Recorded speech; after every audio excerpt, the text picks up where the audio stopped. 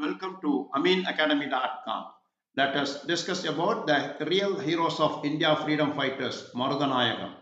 Marudhanayagam Pillai, also known as Muhammad Yusuf Khan, was a soldier in the Arcot armies and later became a leader of the East India Company armies.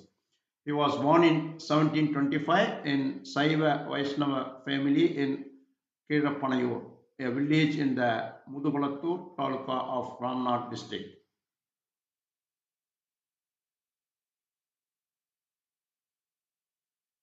He later converted to Islam to enlist British Army. He became a warrior in the Arcot troops and later a commandant of the British East India Company troops. The British under the Arcot Nawab employed him to suppress the Palayakkarar upspring in South India. Later, he was entrusted to administer the Madurai country when the Madurai Nayak rule ended. Early years, Marudhanayagam Pillai, alias Muhammad Yusuf Khan, was born in 1725 of the Vellalar caste in the village of Panayur. Being too restless in his youth, Yusuf Khan left his native village and later lived with the company of his martial arts master and converted to Islam. He served the French governor Jacques Law in Pondicherry. It was here he befriended another Frenchman, merchant, who later became a captain of the French force under Yusuf Khan in Madurai. Whether Yusuf Khan was dismissed from his job or left on his own is unclear. He left Pondicherry for Tanjavur and joined the Tanjavurian army as a sepoy. Education and early careers. Around this time, the English captain named Brunton educated Yusuf Khan, making him proficient in English. From Tanjore, he moved to Nellore in the present-day Andhra Pradesh to try his hand as a native physician under Muhammad Kamal. In addition to his career in this army, he moved up the ranks of as Tandalkar, tax collector, Havildar, and finally as a Zubedar, and that is how he is referred to in English records. He later enlisted under Chanda Sahib, who was then the Nawab of Arcot. While staying in Arcot, he fell in love with a Portuguese Christian girl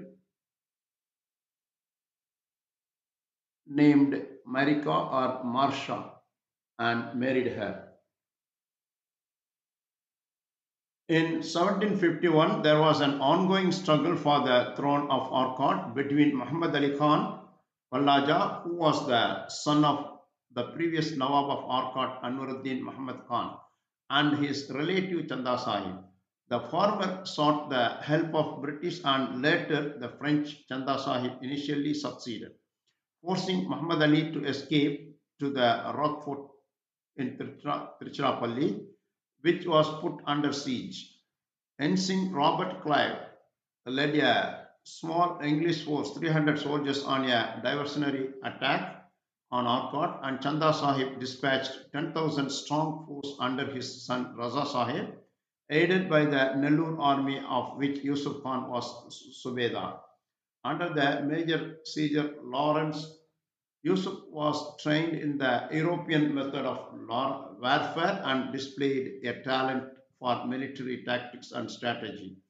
Over the next decade, as the British East India Company continued to fight the French East India Company in the Carnatic Wars, Yusuf Khan's guerrilla tactics, repeatedly cutting the French lines of supply, greatly hampered the French efforts. In 1760, Yusuf Khan had reached the zenith of his career as the all-conquering military commandant.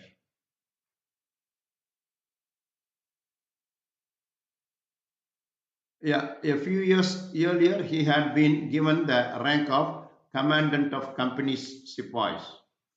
His greatest support during his period was George Picot, the English governor in Madras. Yusuf Khan was held in very high esteem even after his death by the English, and in their opinion, he was one of the two great military geniuses India had ever produced. The one is Hyder Ali of Mysore. The Yusuf Khan was regarded for his strategy and Hyder Ali for his speed. Control of Madurai. In March 1756, Yusuf Khan was sent to Madurai to collect taxes and restore order. Madurai was then under control of Barakatullah with the support of Hyder Ali of Mysore, who had angered the locals by allowing an old fakir to prepare to build a Dargah Islamic tomb for himself atop the Madurai Meenakshi temple. Yusuf Khan arrived with as little as 400 troops, defeating Barkatullah's large army, forcing him to flee to Sivaganga Zameen, with the Fakir likewise expelled. The company later sent Yusuf Khan back, renting both Madurai and Trinelveli to him for 5 lakhs rupees per annum. Controversial with Palayakkaras. During this time, Yusuf Khan battled with Pulithevar, a Polygar or of Narkatan Seval, a small town to the southwest of Madurai, who was rebelling against the Nawab and the British. Yusuf Khan first convinced the Raja of Travancore to make an alliance with the Nawab. Breaking his alliance with Pulithevar, Yusuf Khan then captured some of Pulithevar's forts where Muhammad Ali had failed. However, in 1760, Yusuf Khan suffered a humiliating defeat against of Pulithevar. Pulithevar was captured after a brutal fight which inflicted severe casualties over the Nawab and company forces. Upon capture, Pulithevar was sent to Sankarangoil to be hanged. However, Pulithevar later escaped from Sankarankoil and disappeared. Pulithevar is today recognized by the government of Tamil Nadu as a freedom fighter. Dispute with Arcot Nawab. As Yusuf Khan's victories accumulated and his reputations grew, the Arcot Nawab became jealous and feared that he might be deposed. To reduce his power, the Nawab offered that taxes for the region he paid directly to his administrations instead of that of Yusuf Khan. British Governor Lord Pigot advised Yusuf Khan to heed the Nawab's wishes, and British traders supported this as they viewed Yusuf Khan as the Nawab's employer. Meanwhile, the scheme was planned by the Nawab and his brother Mahfuz Khan to poison Yusuf Khan. The Nawab and British quickly amassed an army. They brought the Travancore Raja to their cause, and in an ensuing battle, the Travancore Raja was defeated and the British flags in his domains were chopped and burnt, with the French flag hoisted on the Madurai fort. Defensive action and downfall. Yusuf Khan proclaimed himself the independent ruler of Madurai and Tirunelveli, but had enemies lurking around him. The next day, on the evening of 15 October 1764, near the army camp at Sammatipuram on the Madurai Dendukal road, Yusuf Khan was hanged as a rebel by Muhammad Ali Khan Pallaja, the Nawab of Arcot. This place is about 200 miles to the west of Madurai, known as the Bidar Chandai, and his body was buried at the spot. Legend of his death. One legend is that he was hanged 3 times before he finally died. The brief story is that the first 2 attempts at hanging failed as the rope snapped, and only the third attempt was successful. The superstitious Nawab of Arcot, Muhammad Ali ordered the body of Yusuf Khan to be dismembered into many parts and buried in different parts of his domain. As the story goes, his head was sent to Trichy or arms and to Palayakkarar and legs of Periyakulam and Tanjore. The headless and limbless torso was buried at Samattipuram, Madurai. In 1808, the small square mosque was erected over the tomb of Samattipuram. There are There are no accounts of Yusuf Khan's wife Masa and his son, 2 or 3 years, son of 2 or 3 years following the hanging.